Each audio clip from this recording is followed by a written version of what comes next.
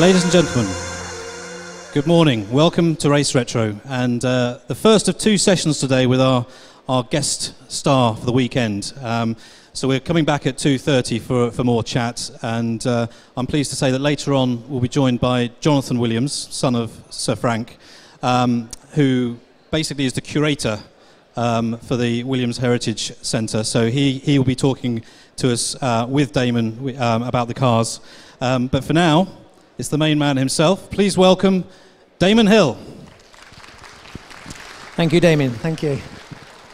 He's Damien and I'm Damon, right? Some people call me Damien, but it's not the same. No, I get Damon all the time. You get Damon all the time. Yes, yes. So we cleared that up. I'm Damien with an I-E-N, so that's the key thing. So yes, obviously I didn't say I'm Motorsport Magazine's editor if you don't know me, so which probably most of you won't. So anyway, Good. We shall start off by talking about 20 years ago.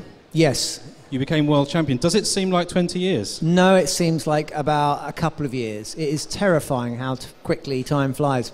So 20 years ago, I was driving that car over there, and that was the state-of-the-art in Formula One. I have to say, it's kept its looks. And if you look around at these cars in this collection, they all look pretty amazing-looking beasts. I think that was the active car. Yeah, that was FW13, I think that's 13B, yes. Yeah, 13B. Yeah. And then there was the 14 there, which is... this is 15C, which was your first race car, 93. Okay, so that's 15. Yeah. So that's moved on a bit from Nigel's car. But basically, I've driven all of them. Yeah, I've driven all of those cars. Well, your Williams career, I think it started in that car as a test driver, didn't it? It did. I did. This actual car, I was given... I think it was... They were developing the semi-automatic gearbox on it as well. Yeah. And I was asked to do a running-in lap around Silverstone, and it has a two-stage rev counter on it, which is a kind of a bar graph that goes across. Yep. And so from 0 to about 11, it shows, they don't change the numbers, so it basically resets when it gets to about 9,000 RPM and then goes back to the relevant numbers. Yeah. So they sent me off and they said, don't go over about 11,000 RPM. Yeah. And they didn't tell me it had a two-stage rev counter, so I thought I was probably doing about 2,000 RPM. Right. And I went all the way around the old Silverstone, and when I came back, it was on fire. So because start. I was going so slowly. Yeah. But it's good to hear it goes all the way to 11, like all good dials. So how did the Williams deal come about in terms of becoming a test driver?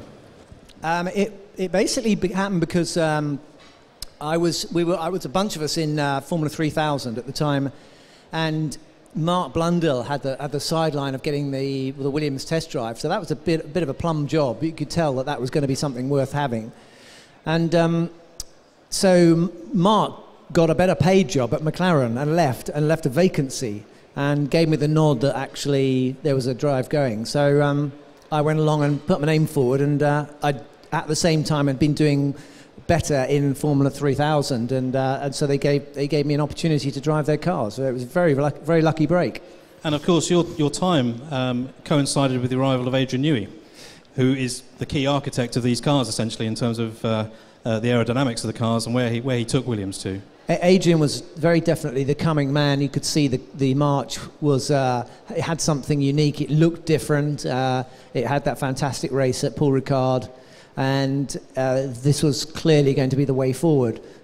And Adrian he was taken on by Williams, and so the Williams team was at the first rung of the ladder of a very dominant period, with Adrian coming on board. And of course, Patrick Head is incredible engineering experience, being able to build reliable, bulletproof cars, and the two of them went together fantastically. And I got in right at the ground level. I was also Paddy Lowe, who's now obviously the technical director at Mercedes, was also the guy developing the systems on the active suspension.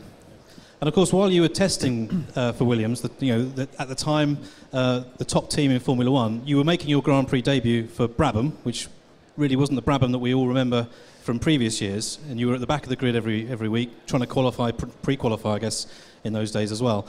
The thing I remember about 93, obviously, was that big swell of give Damon the drive, which they finally did. What do you remember of that period? Well, this was at the time when Nigel left, you mean? Yeah. So Nigel surprised everyone and said that, right, so he's left this vacancy, and everyone else had gone. I think Riccardo Patrese had signed up for Benetton, and so they looked around and there was no one left but me. And I fitted the bill because I'd done a lot of the groundwork and development work. So another lucky break, thanks to Nigel. He kind of paved the way for a lot of drivers, I think, to come through. But by leaving, literally leaving a hole in the team, that meant I could pester Frank and Patrick.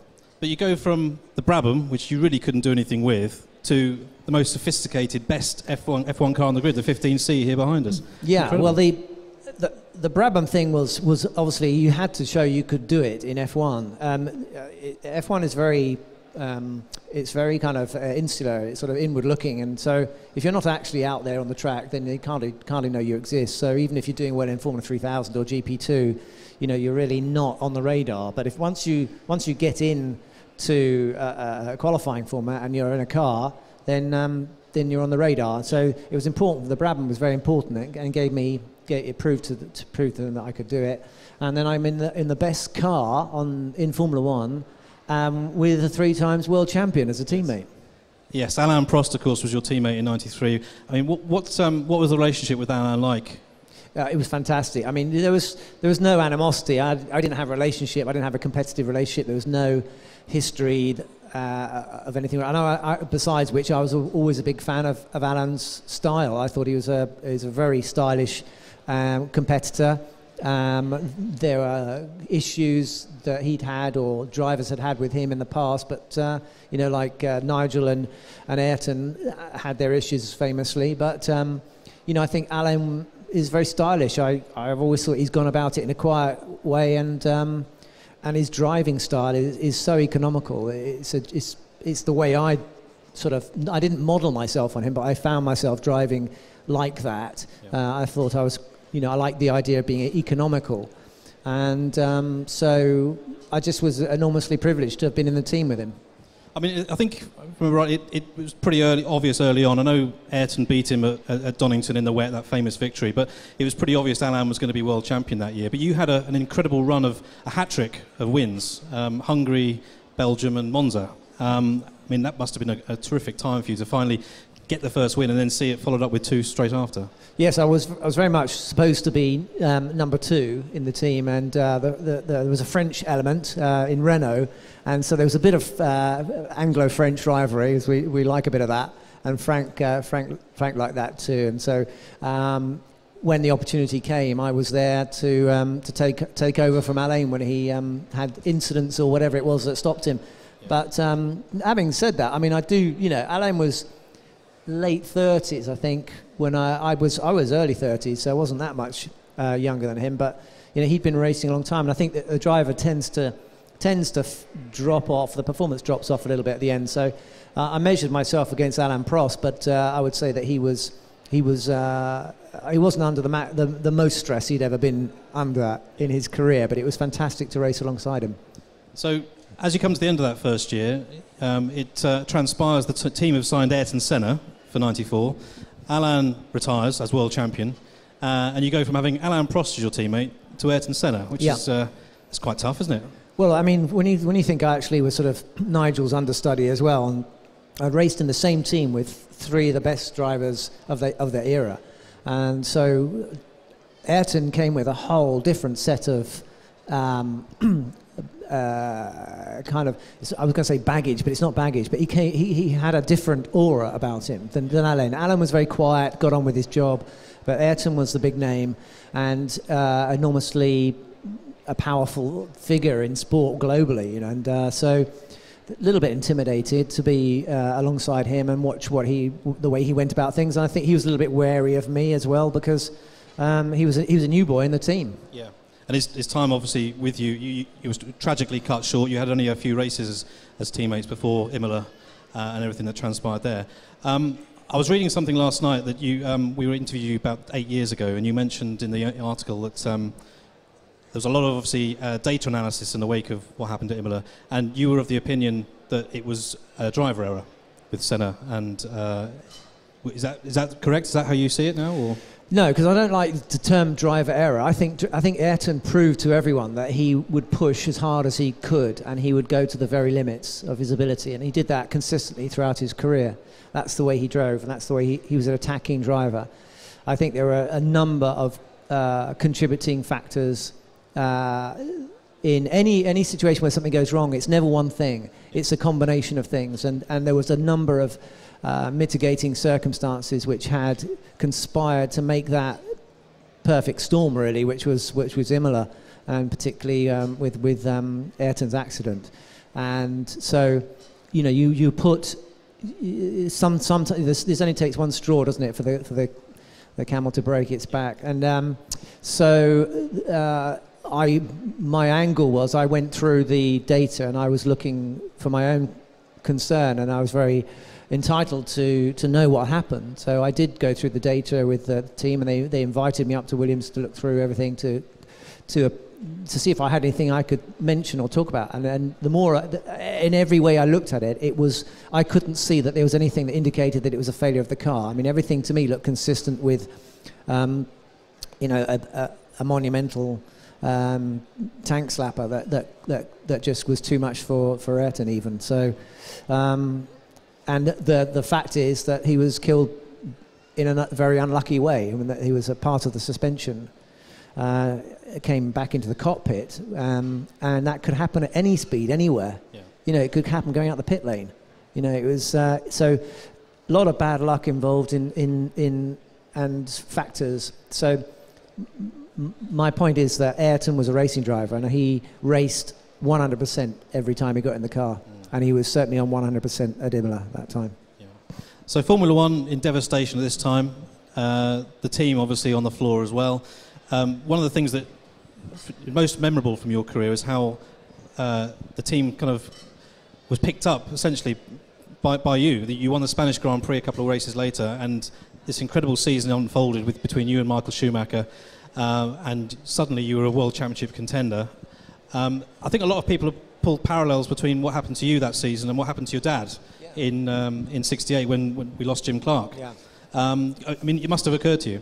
Well, it was a rather spooky parallel, but the difference being my dad was an experienced driver in '68 and already a world champion, so I was very much a junior driver. I'd never been in that position before, and it was all a very powerful, emotional season. There's a lot to cope with, and the team and the guys, all the guys, had to pull themselves together, and what they needed more than anything was a good result, because in some bizarre way, that was our kind of response to the loss of Ayrton. Our driver, our number one driver, and the sports driver. So it was important to get a good result, because that whole business of fighting back after a setback and stuff is what sport is about, I suppose. Yeah.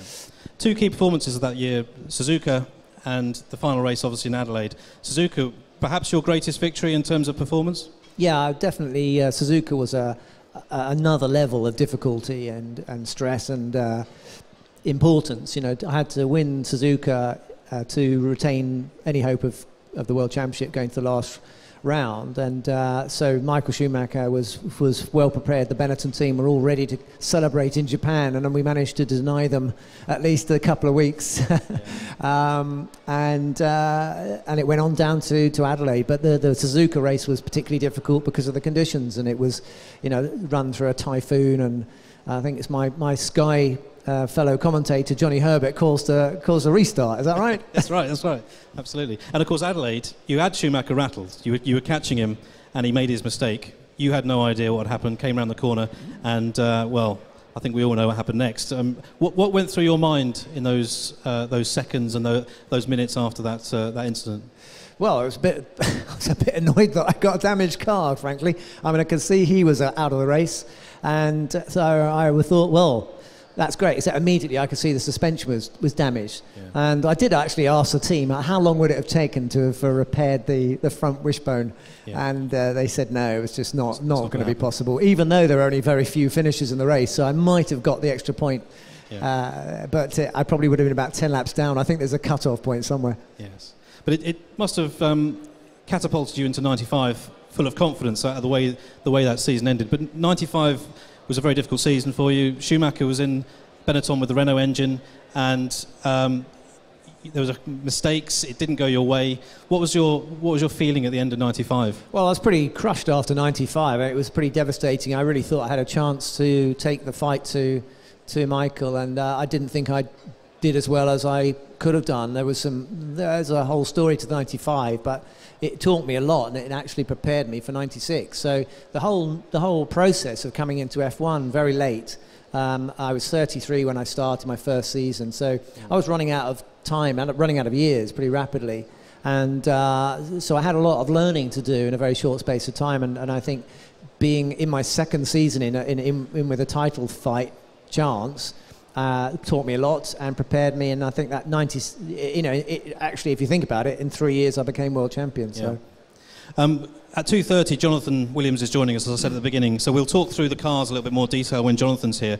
But in 96, it was a different story completely. You came in off the back of you won the last race in 95, and I think that seemed to give you some momentum going into the new season. You had a new teammate, of course, in the baggy overall wearing Jacques Villeneuve. He was the new kid in town, a little bit of a rebel. Yeah. What was your relationship like with Jacques? It was very good. I mean, he was very cheeky. He was.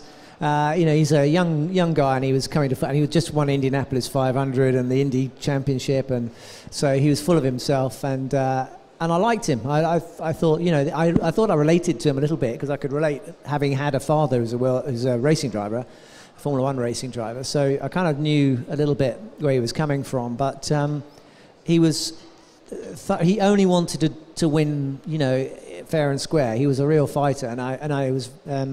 Really enjoyed being teammates with him. I mean, but he was a little bit quirky. There's no doubt about it. But I think he was a good character. One of the key memories of that incredible season, you get to the summer and comes the German Grand Prix, and then there's a story published that week that you're not going to be retained for the following year. Just shocked the country, really. I mean, everyone was behind you, obviously, at the time. And to suddenly hear that you were going to lose your drive as you're on the cusp of your greatest moment, what went through your mind during that summer? Well, at first I was a bit bemused. You can understand that. I mean, I always worked on the principle that I'd only keep my job if I did a good one, And I thought, well, if I win the championship, then that would be enough. But as people kept saying to me, no, this is Formula One, and different rules apply. And I think that a lot of people here will know and have followed Formula One and its curious ways and its twists and turns. And plans are made years in advance. They don't make spur of the moment decisions. And so I think I rather spoilt the plans slightly by doing well in 96. So it was a bit of a funny feeling, winning the championship and getting out of the car knowing I'm not going to get back in it again. Yeah, I mean, your whole approach to that final, all that pressure building up, and you've got this in the back of your mind as well. It must have been a really odd time for you. Yeah, I kind of coloured my view of the world slightly. Yes. And for the following year, you go from the best team, best car on the grid to Tom Walkinshaw's Arrows, Yamaha engine, unproven. Yeah. Wow. I mean, what did it feel like going into that? You knew it was going to be tough. Yeah, it was going to be a development year, if at best, And if, in actual fact, the car that came out afterwards with Barnard's input was a fantastic car, and I think with a decent engine. Not saying the Yamaha wasn't as good as good as it could be, but it wasn't the class of the field. But I thought the chassis was good. I thought the team made a decent effort. And I enjoyed driving it. I had a fantastic day in Hungary when we nearly won the race. I was going to say, we've had some questions from our motorsport readers on the website. They've been filing in over the past couple of weeks. One of the questions was about Hungary 97, and that incredible. You got so close to winning the race. What was going through your mind as the laps ticked down? Well, it wasn't exactly a championship at stake, so it was really just a one-off weekend where everything clicked and everything went well. And we had the advantage of the Bridgestone tyres, which are new to Formula One. And Goodyear rather screwed up their tyre choice, and I could see that they were struggling. So I loved Hungary. I got on really well with it as a track. I liked setting the car. So it was, I got a good qualifying position, and then when the tyres started going off from the Goodyear guys, I thought I'm in a great position here.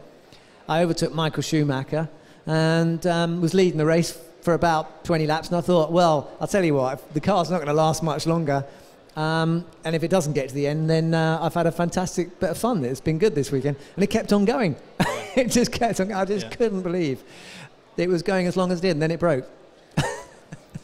One of the questions from the readers, a chap called Ian B, he asked an interesting question. Because you drove for some of the biggest characters in terms of team bosses that you could possibly think of. Obviously Sir Frank, Walkinshaw and Eddie Jordan, of course. How similar or different were they, is the question. There's no similarity at all between any of them, apart from the fact that they ran Formula One teams, and they're very competitive. They wanted to win, all of them. But Sir Frank, he has his own very understated style. His quintessentially stoic approach. He doesn't say, he's not very superfluous with words. Chooses them very carefully. Whereas you can't say the same about Eddie. No, absolutely. If there's an extra word he can use, he'll use it. Yeah. But and Tom was always pretty tough with drivers, wasn't he? Tom was what? Sorry. Tom was always tough on his drivers. Yeah. Well, that's the kind of impression he gave, that he's a tough guy. And he was a tough guy, but I think he was always pretty straight with me, actually, I think. And this is the relationship you have in F1 with team. In those days, they were teams owned by individuals. And now we have teams owned by companies, car companies and drinks companies and stuff. So the relationship has slightly changed. But, so if a team boss gave a driver a bollocking, then that was all good fun. That was all part of the frisson, the kind of fizz that made the sport interesting. Yeah. They like, everyone's trying to compete to get the biggest headlines in those days, and it was all part of the fun. I never really felt like. It was tough with Williams, because when Frank says you're a prat, it's a bit embarrassing. Yeah. Other big characters in your time, of course, Murray Walker, for all of us, was the voice of the sport. He was a big part of your story in a way, because it was through Murray's eyes and through his commentary that we sort of experienced what you were going through. One of our questions, Paul Hadsley, wants to know about that relationship with Murray and how important he was to you. Well, I have to explain to people that the relationship with Murray is very different when you're driving, because I don't hear the commentary. Obviously, I hear it later on, but you guys are hearing the commentary. And you've got Murray talking about me and stuff, and the fact of the matter is, I missed a lot of it, but obviously we absolutely dearly love Murray, and Murray put his stamp on all the history of the sport up until the time he stopped commentating, has got the stamp of Murray Walker's absolutely wonderful enthusiasm and his zest for life, and his communicating all of the astonishment and amazement and horror and bewilderment and just enjoyment of the sport, comes through Murray's voice. And so I'm very, very lucky, because when I won the championship, I've got Murray saying, I've got to stop because I've got a lump in my throat. Yeah. And that's a priceless little piece of history. Yeah, it's one of those great sporting moments. You can tell us, because you're sitting here now, what's it like to cross the line and realise that you're Formula One world champion? Well, the truth is, it doesn't hit you immediately. I think racing drivers, quite often people forget that they've been in a massively concentrated state of mind for 2 hours, up to 2 hours. And when the race stops, you don't just suddenly switch out of that. It takes a long time. So when you see racing drivers sitting in the briefing at they get out of the car and they wave and they jump around, and that's fantastic, and they are elated. But when they go into the press conference, they're still in the race. Their heads are still in the car, and it takes sometimes days to come out of that state of concentration. So for me, it took quite a number of days before you actually sort of go, okay, you've done it now. But I have to say, over time, you really, really do appreciate it, because you just simply can't go back and do it again. So that's that. Yeah, 20 years later, it must be.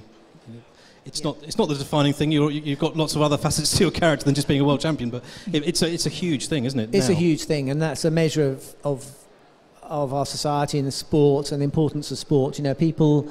I'm very lucky. I tried my hand at something that a lot of people take notice in. You know, there's so many people who put themselves through much greater trials and stresses, and they'll never be heard of. I like listening to. I'm not a morbid person, but I do like listening to obituary programs and reading the obituaries, and you realise how many people have had such amazing lives that we never even hear about until they've gone. So, you know, I'm lucky that Formula One has got such a high profile. But you know, when you look at Paralympians and people like that, and other people in other walks of life, not in sport, you know, they just endure the most amazing.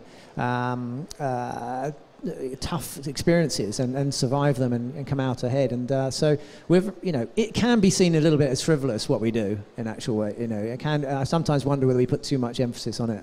Yeah. One of the key things I remember about your career was the amount of pressure that you were under in terms of the popularity. I mean, we thought Nigel Mansell changed everything for motor racing in many ways in terms of the mass popularity that he brought to the sport. And you followed it up, essentially, during those years at Williams. What was it like to be in the middle of all that?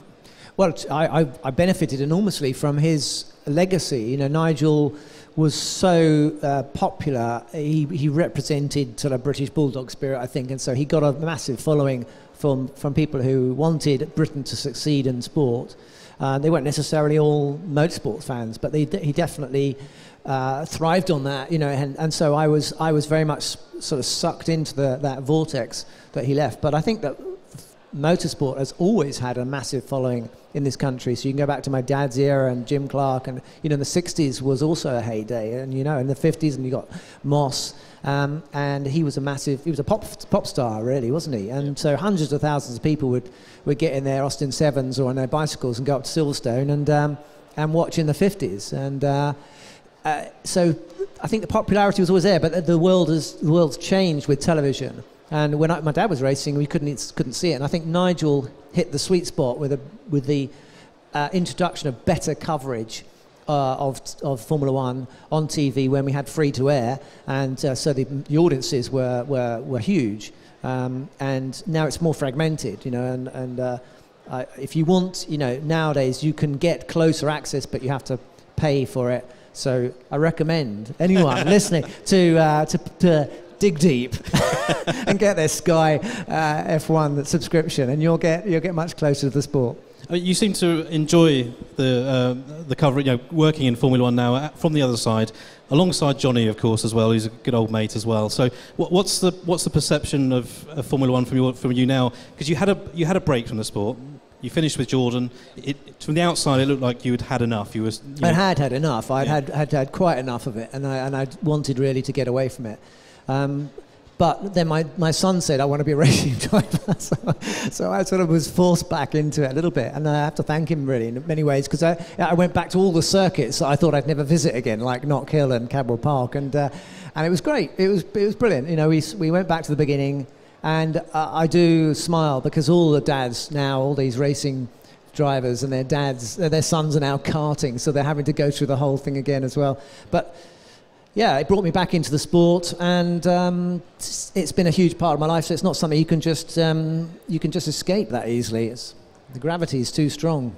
Pulls you back, yes. One of the questions we had from our readers actually was about your early days and the racing around the British circuits, and you know, revisiting them with your son. In terms of your driving, which was your favourite circuit in Britain when you were in Formula Ford, Formula 3? Well, you know that, because I filled in your questionnaire, didn't I? You did, yes. So you know the answer to that. And I did answer. I gave it some thought, and I liked...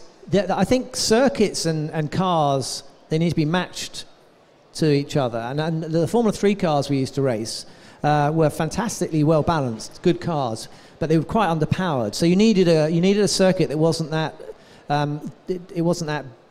vast. You know, somewhere like Silverstone, you get lost. In a Formula 1 car, it's fantastic. Spa Formula 1 car, it's fantastic. But I actually thought that the old Brands Hatch circuit, before they changed the chicanes after some of the accidents they had with Trolley and so forth.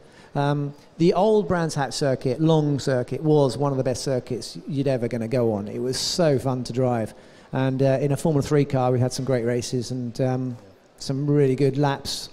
So I put that down. Okay, well, we're nearly running out of time for this session this morning. As I say, we are returning at 2:30, and Jonathan Williams is going to join us. We'll talk more about the cars and more detail about his Damon's Williams career. I'll just finish on one point. Race Retro is very much about bikes as well as cars, and you started your career, of course, on motorcycles. One of our questions is, do you still ride a motorcycle? I don't regularly ride. I did go to the Isle of Man. I got a bike from just up the road, Triumph, one of their nice retro bikes, and I went to the Isle of Man Classic TT in September last year. That's supposed to be a great event. It was fantastic. It was such a lot of fun, and they're absolutely barking mad. I was obviously going around the circuit, but I did love it. And yeah, my initial experience of anything motored, powered was on a motorbike, and I rode bikes all my life. And but you're a little bit exposed, I would say that. Yeah. But if you ask Murray, he always says first love was always bikes. His father raced them, obviously, as well. John Surtees, he won't go quite that far, but you get the impression that because the bikes came first and he grew up with them.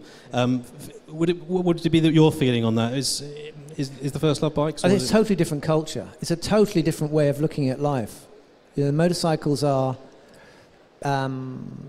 much more person kind of centric, I think. You know, the technology is interesting and the bikes are fab. They're very, I love looking at bikes, old bikes. You see the technology on them and you just see some of these machines out here are just wonderful. The way you can see that somewhere in a workshop someone has gone, okay, well, what if we turn the pistons around the other way and put the engine in the other way around, and somehow we've got to stop it as well. And you can see the engineering that's gone into this machine. And they're kind of tangible, whereas Formula One now is so technical. It's so far out of reach of most people's... You can't do it in a shed, can you? There's no chance. No. Well, we're out of time for this morning, so I better wrap things up. But do come back at 2:30, because there'll also be the opportunity this afternoon for you to ask questions as well. We'll have a roving mic, so you can ask that burning question you've always wanted to ask Damon.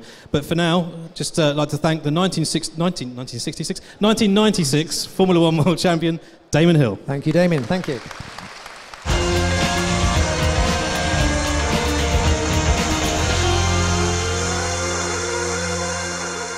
Good afternoon, everyone, and welcome back to the main Williams stage here at Race Retro for our second interview of the day with the star guests. We're also joined by another special guest this afternoon who's going to help us talk around the wonderful collection of Williams Grand Prix cars.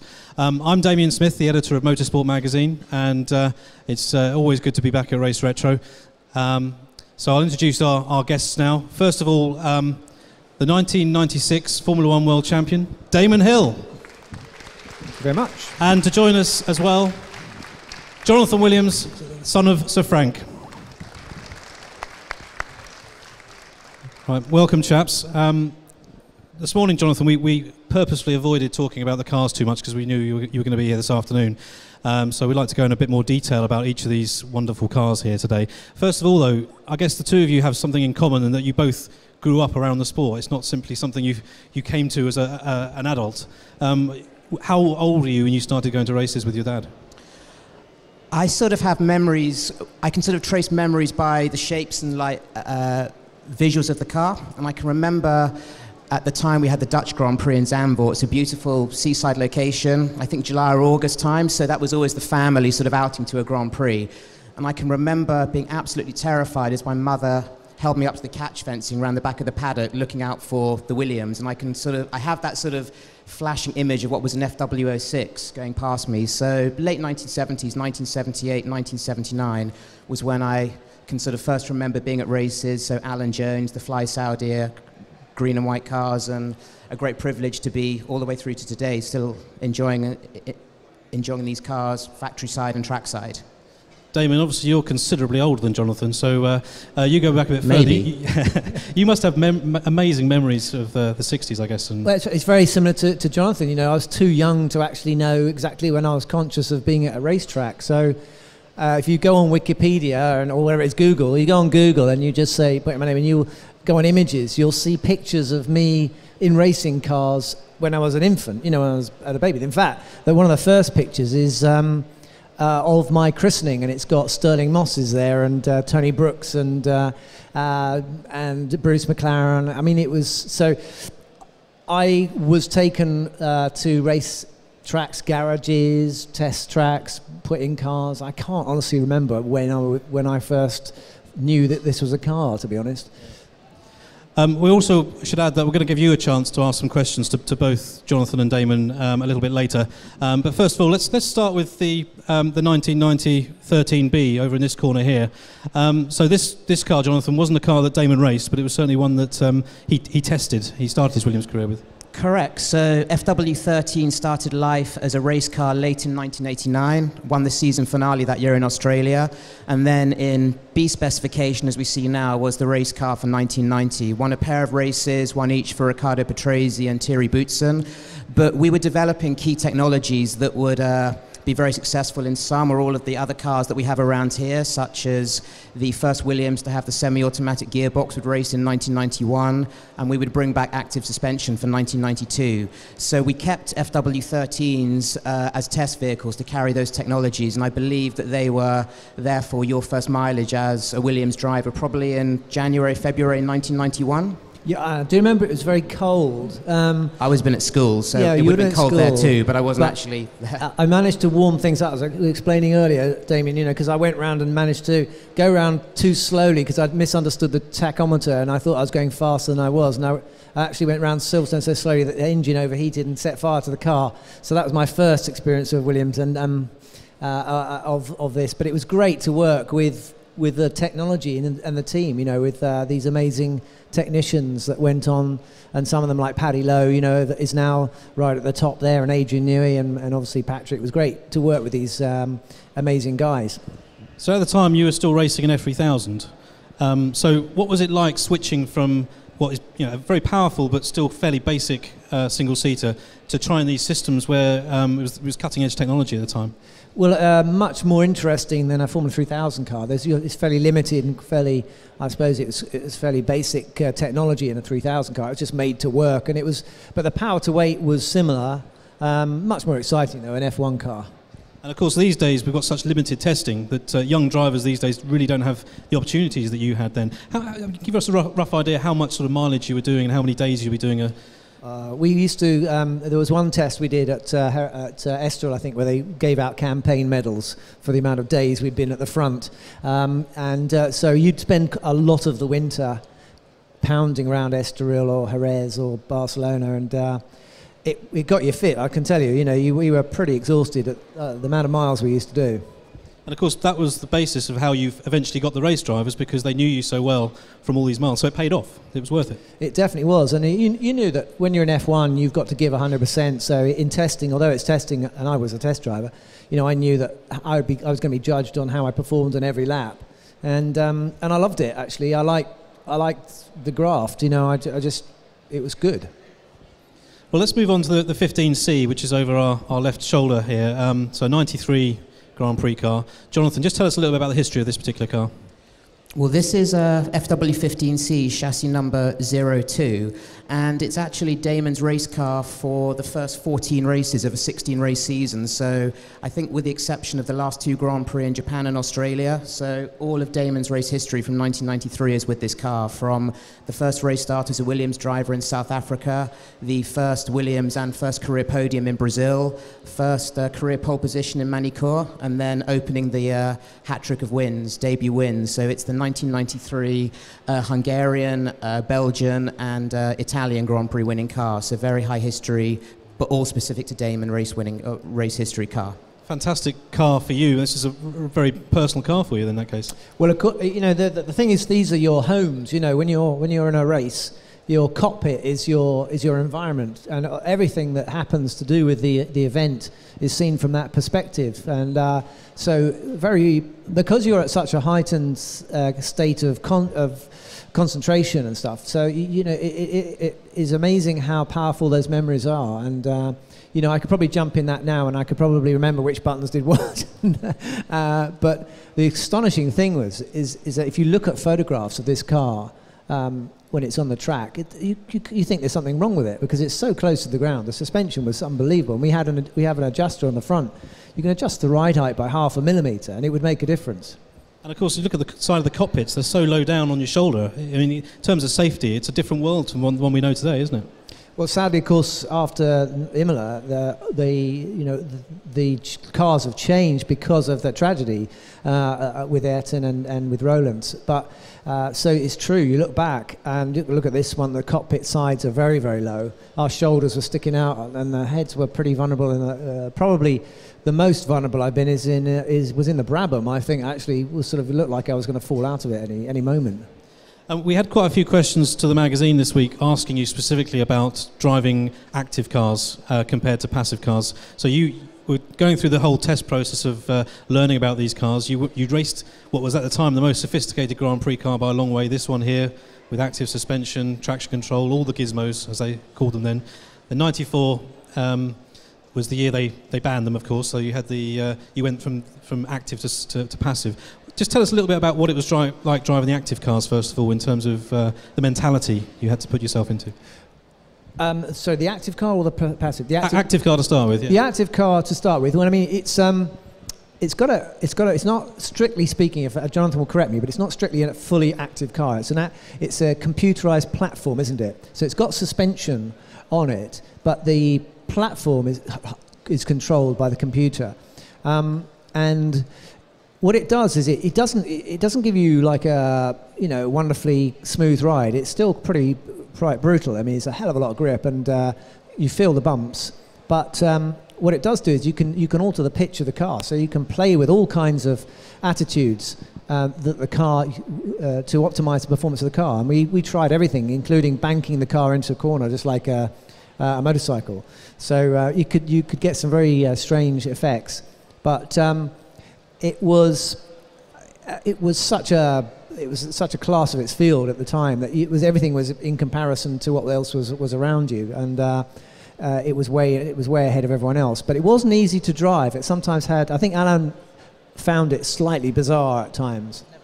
Yeah, he was dominant in the car, I think, as your teammate, but he was never comfortable with it. I think he said he never really gelled with the active suspension car. And I think similar for Riccardo Patrese, if you look at 91 and 92, which was the FW14 in both guises, passive in 91 and active suspension in 1992, Riccardo was pretty much a match for Nigel Mansell. I think actually out-qualified him 9-7 over a 16-race season, and up until the halfway point was ahead on points. But if you look at then 1992, the difference in performance between Nigel and Riccardo in the active car, Nigel seemed to be on another level. And I think active cars, I think there's also a little bit of, not perhaps the active cars, but certainly the very dominant Williams cars of this period. There was an incorrect theory that they were easy to drive, which I think, as you've just explained, is quite the opposite. You still had to be at a very high level with the car. That technology brought with it different driving responsibilities and different driving levels. I think they're very physical, and I think that's where Nigel came into his own. He could actually, in the big corners, he could actually hold on to the thing, and I think that I know I had to be pretty fit and develop pretty strong neck muscles and arm muscles to drive the damn thing because it was generating so much downforce. So the FIA banned the systems for 94, and the FW16 was a passive car again. It was quite a tricky car, from what I understand. Certainly, the beginning of the season, it was quite, Yeah, once they got rid of, so there was a lot of undoing of all the hard work with the active and going back to something that was a retrograde step. But I think that at first things weren't quite right, and it took us a while to get the car anything like the car that it should be, and it was designed to be. So it was all a bit of kind of reworking and relearning what was already known, but some reason it just didn't actually happen automatically with the new passive car. Do you remember a specific test or race where you felt it had suddenly clicked, that you'd got back into the groove with the car? No, it's just more generally over the season. I mean, don't forget the whole package was changed after they brought in the regulation changes in 94. So it was really it was a car that had been butchered in many ways. You know, it had the diffuser taken off the back of it, and the wing end plates were taken off. So a whole lot of stuff had happened that it was never originally designed to cope with. Okay, well, we'll move on now to the 95 FW17, which is behind my back here. Jonathan, just give us a little bit of a précis of the history of this one. Well, in some ways, it's a continuation of the regulation changes that Damon just spoke about. If you look at the FW15 to the FW17's right, the FW16 that we just spoke about is a similar car aesthetically and conceptually to the FW15. But because of even greater regulation changes at a point where a new car is coming, 1995, it takes on a very different view to its predecessors. So the first raised nose Williams, it's also the beginning of the 3-litre era of V10s. The capacity was cut at the end of 94 from 3.5 litre. And it was, we were quick in 1995, but it was a bit of a difficult season. I think it's very fair to say that the car wasn't as reliable as we needed to be to challenge for the World Championship. I mean, it's a bit of a blip. We talk about this car from a Williams heritage point of view. It won 5 Grand Prix and finished second in the championship over the season. And if Williams were to achieve that in 2016, that would be a fantastic result. But its 3 predecessors and its 2 successors were all world champions. So it wasn't perhaps the most satisfying season, and I think in the beginning of the year the car simply wasn't reliable enough to allow Damon and David Coulthard to bring home the results. And I think in the car's debut in Brazil, you were long gone, and I think something on the rear suspension failed and dropped you out at the bottom of the center rest quite late in the race, and a lot of other systems problems later in the year.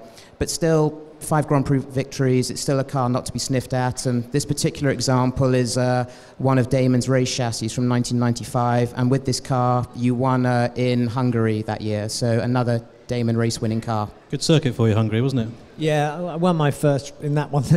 So I won my first race there, and I had nearly won a race in an Arrows as well, so I clicked with Hungary all right.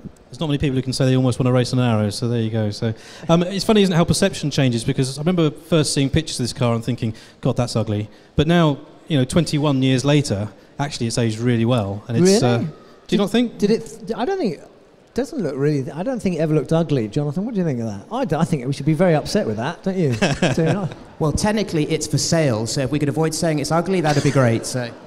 But I suppose over time, the wide track that they still had then, and the fat slick tyres and everything. It's on wets on this occasion, but it's a dramatic looking thing, isn't it?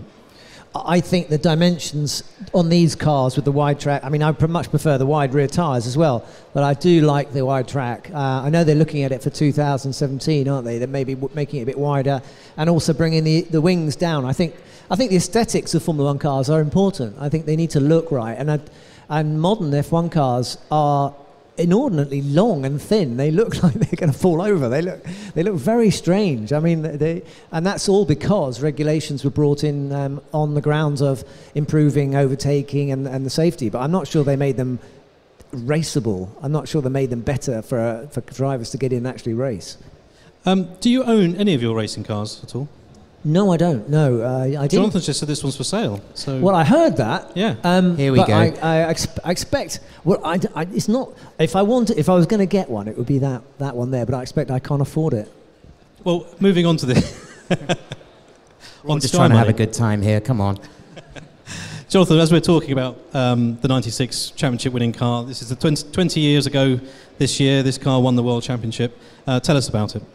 Well, FW18. From a statistical point of view, this season and this car represents the most successful year for Williams in the World Championship. It's commonly associated with perhaps the 92 and 93 seasons, but in a 16-race season, we won 12 Grand Prix, 8 for Damon and 4 for Jacques Villeneuve, and 6 of those 12 race victories were 1-2 finishes, and we amassed 175 points on the old money point system, and I think with about 4 or 5, maybe half a dozen races to go, we'd locked away the Constructors' World Championship, and we'd ensured that the Drivers' title would be a private affair between Damon and Jacques, which of course went all the way to the season finale in Japan.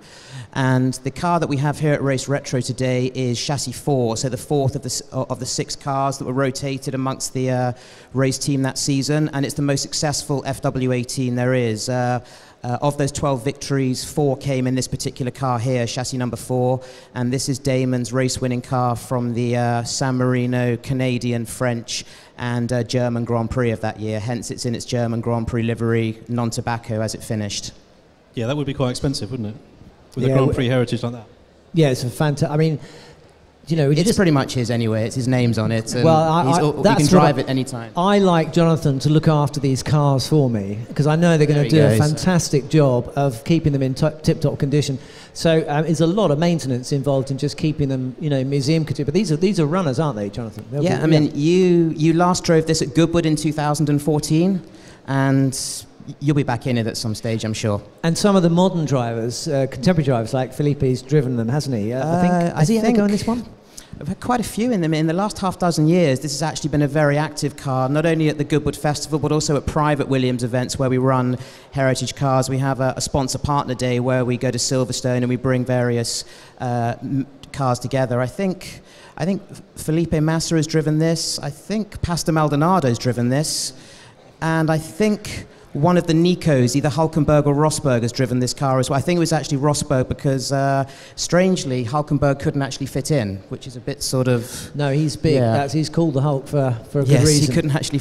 But I think it'd be really great if they could drive these kind of cars on a track in anger, you know, and actually get a feeling for what it was like. I mean, they should take them to Estoril and get them to do about 10 days testing. And and see what they think of it. They would like that. I mean, actually, most of them are actually quite gentle, but the guy who does actually push when he's in the heritage cars is Valtteri Bottas. I mean, he really sort of, blows the cobwebs off the cars, so to speak. I mean, actually, there's a few sort of winced eyes when Valtteri goes out in a heritage car because he only has that mode. It's just flat out the whole way. But there's always a big smile when he gets out of the car at the end of it. Well, before we throw the questions to the floor, I'll just ask you about the heritage side of things, because, Jonathan, you're looking after that side of the company now, and it's a lot more of a business now than it used to be. It's no longer just a collection of cars, it is a business. Just tell us a little bit about what the plan is and what the aim is with the heritage side of Williams. Well, in a way, we've sort of done a very good job of accumulating and collecting our cars over the years. And in the late 1980s, we actually presented them for the first time in an on-site museum at our then factory in Didcot. And of course, that moved across to Grove, where we are now. But we have as our group CEO for about 3 years now, Mike O'Driscoll, who has a lot of experience in the automotive industry, and in particular was very influential with the Jaguar Land Rover Group and their heritage. When he arrived to take position with us on our board and to direct our company from a commercial point of view, he saw that really it was potentially a very rich resource, rich culturally and historically as well as commercially, that perhaps we could be more proactive with. So a little under 3 years ago, myself and Dickie Stanford, who after the better part of 30 years in the pit lane retired from racing, we were given resource and we were given a mission statement to not only ensure the cars going forward for Williams, but to try and tap into commercial possibilities for the cars, engage with car collectors, try and find marketplaces for them, anywhere from fully operational Williams heritage cars all the way down to a car that may have some race history but is not available as an operational car. You tend down the years to build more chassis than engines that your engine partner would actually gift you or contract you at the end of each season. So we're finding some good and strong opportunities for how we can expand upon what is quite an expansive collection of cars that we've accumulated in nearly 40 years of being a constructor. So it's early days, but the progress is good.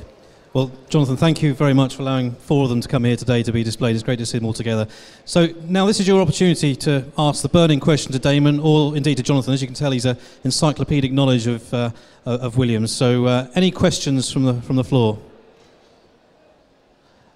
Andrea's got a microphone here, so she's going to come on over.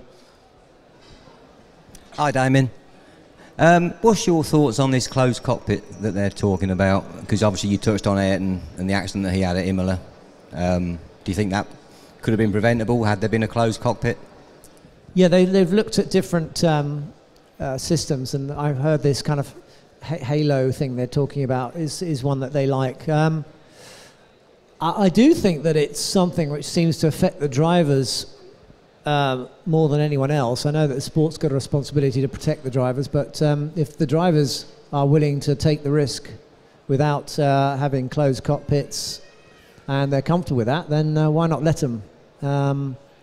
I don't know if it's necessary to impose it. I mean, I think it would be better if it was done with consent from the drivers, and since it seems to be that they're the only ones that are going to be exposing themselves to the risk. So maybe a GPDA vote should be the way forward here, or something like that. Maybe you're. Well, I certainly think I would echo a lot of the comments. I noticed that Lewis was saying that drivers need to be consulted more, and I think there has to be a way of taking on board the drivers' viewpoint of the sport. After all, these cars are they're designed.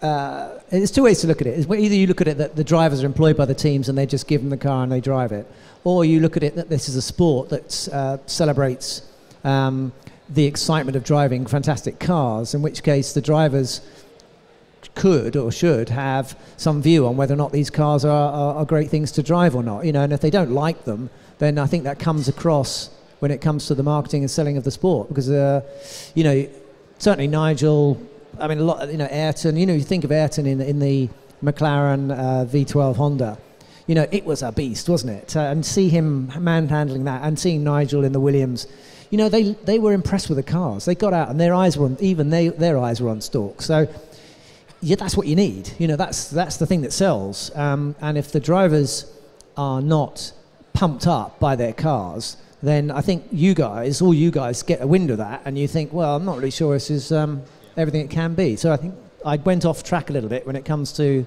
the rollover thing, but it comes back to the same thing, which is that do ask the drivers. Ultimately, would Ayrton have wanted to have a closed cockpit? What would he say? We can't ask him. This is the conundrum we're in. We don't know.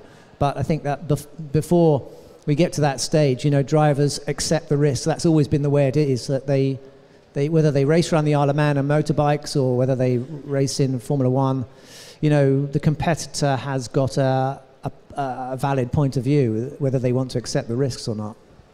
Okay, good question. Any more? Got another one here. Yes. Who did you look up to in your driving career, from test driver right through to retirement, and then to modern day? What's your views on who you look up to most?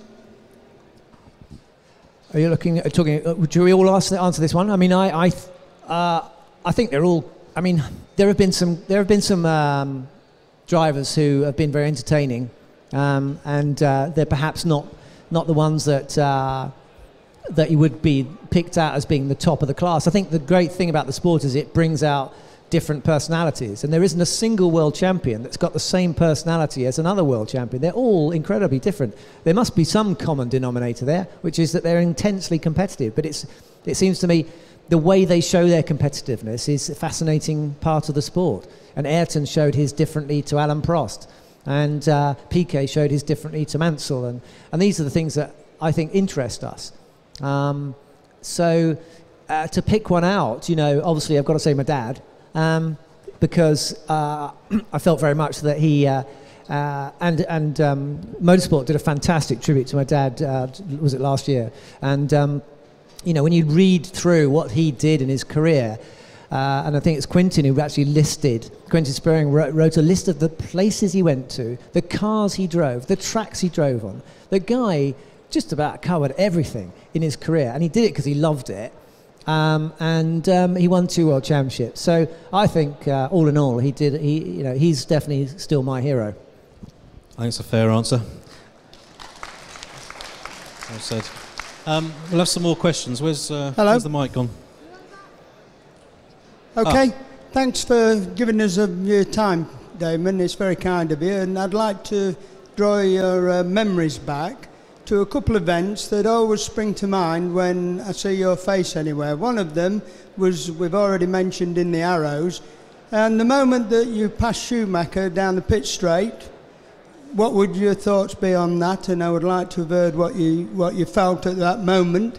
And the second one, which is a little bit upsetting for you, I must admit, would be when Schumacher ran into you and you drove back to the pits, and I don't know who it was from Williams, put the hand on the track control arm or whatever, and that disappointment in your face, and everybody in the country, I think, felt the same. What were those two feelings like? Well, they're all pretty intense feelings. I think you've chosen two very, very powerful moments there in my career. I think we'll deal with the first one, which was the Adelaide incident, which was I came back in the pits, and I have to say, I looked at the suspension, and it was Patrick Head, who had hold of the suspension and was trying to bend it back into shape.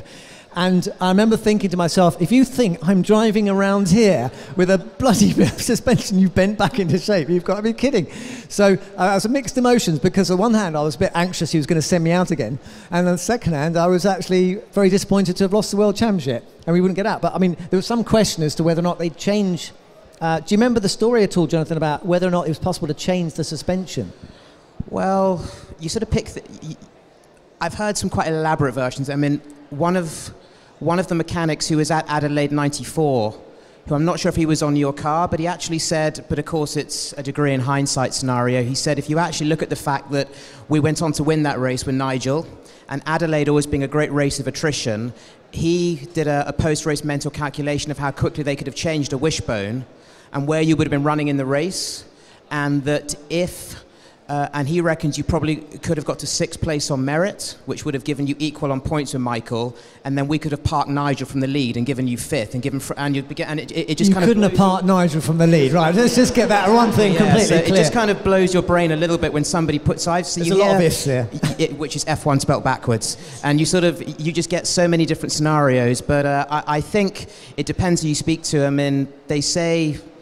Some guys say they could have changed that wishbone arm in 8 minutes. I heard somebody say he could do it in 2, but I think we all said, here's a car, go for it, and we'll all watch you. And he sort of backed down at that moment. And well, we'll never know. One of those wonderful sporting moments, but from my point of view, it was a huge day of I tried, but I failed sort of thing. But I did get a lot of satisfaction out of overtaking Michael in Hungary, in an Arrows, because I knew he was toast. And so it was it was I've not laughed so hard in a racing car, I don't think ever, but anyway, and I still managed to drive as well. Okay, we've got another question over on this side now.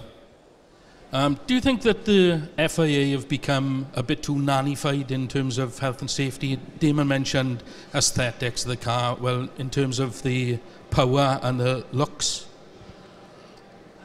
So you're saying it's become too safe, or...? Do you think health and safety is taken priority over Right. the sport itself in terms of looks and power? Yeah, is there too much health and safety in modern Formula One? Well, I mean, I think this is interesting because what I do is since I started working with Sky, and I'm listening out to what people are saying about the sport, and obviously our job is to be positive about the sport and be very up about it. I mean, there's a lot to be celebrated and a lot to be proud of. I mean, its safety record now is fantastic. I mean, we have had a fatality, but the sport is better, I think, for not taking risks that are let's say irresponsible. And so we've got to be responsible, but at the same time we are there to entertain and excite, and so where does that excitement come from? You'd want it to come from the actual competition and also the speed. That's an unavoidable fact. That's actually why people do it.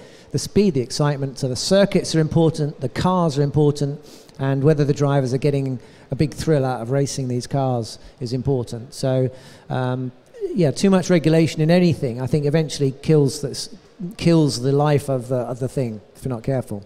Jonathan, what's your opinion? This sport's been part of your life, well, for all the way through from pretty much from when you were young. So you must have a good perspective on this. in terms of health and safety. Health and safety, has it gone too far? I think, and before I say this, I think there are signs of improvement in the last 1 or 2 seasons, but I'd like to see a little less accountability when it comes to drivers wheel-to-wheel racing. I think, as Damon said, there needs to be responsibility.